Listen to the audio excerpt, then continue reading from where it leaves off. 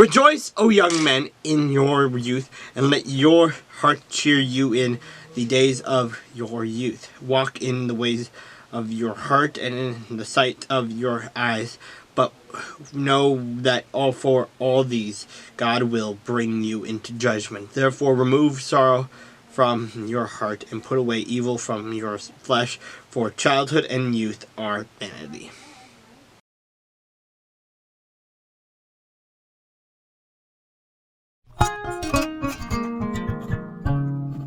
When Saul's son heard that Abner had died in Hebron, he all lost heart, and all Israel was troubled.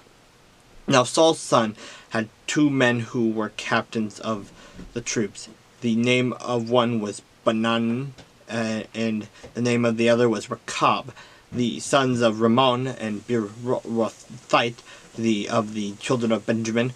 For Beeroth also was part of Benjamin, because the Beerothites fled to Gittim and have been sojourners there until this day. Jonathan, Saul's son, had a son who was lame in his feet.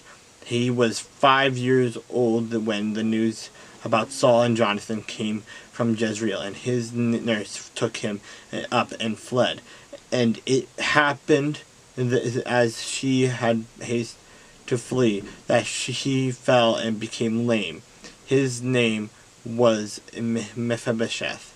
Then the sons of Rimmon, the Beerothite, Rechab, and Banan set out and came at about the heat of the day to the house of Ishbosheth, who was lying on his bed at noon. And they came there all the day into the house as though to get wheat. And they stabbed him in the stomach. Then Rechab and Banan, his brother, escaped. For when they came into the house, he was lying on his bed in his bedroom. Then they struck him and killed him, beheaded him, and took his head, and were all night escaping through the plain. And they brought the head of Ishbosheth to David at Hebron, and said to the king, "Here is the head of Ishbosheth, the son of Saul, your enemy, who sought your life. And the Lord has avenged my lord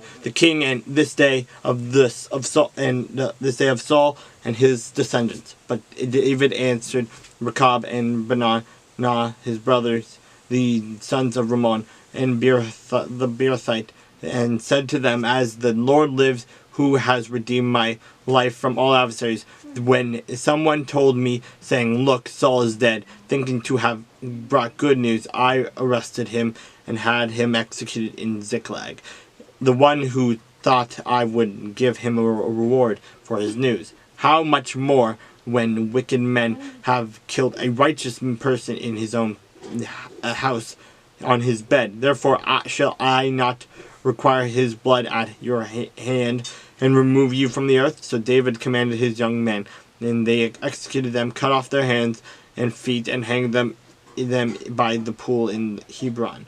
But they took the head of Ishbosheth and buried it in the tomb of Abner in Hebron.